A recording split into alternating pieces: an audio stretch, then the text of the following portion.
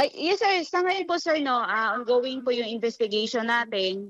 Isa sa mga tinututukan po natin ngayon is yung backtracking and forward tracking po ng mga available CCTV natin sir. Which is, dun po natin may mga anggulo po tayo na nakita na kung saan, may portion po na makikita yung gunman na kung saan po is, sumakay siya ng motor niya.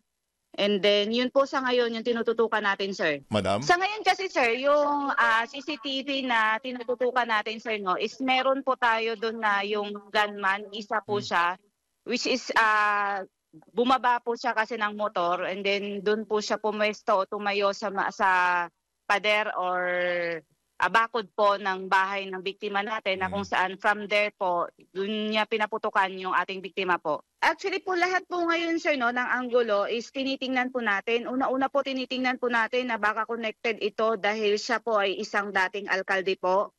And then syempre papalapit na po yung election natin. And then bukas din po tayo sa pagtingin sa anggulo na yun nga baka connected ito dahil dati siya pong journalist. And then yun sir, yung personal din po, tinitingnan din po natin yung personal. And yun nga, kahapon nga po sa mga press con po natin is pinaabot din po ng iba nating media partners po na baka nga po ito is mistaken identity. So lahat po yan sir, yan tinitingnan natin, kino-consider natin dahil ongoing pa po yung investigation natin sir.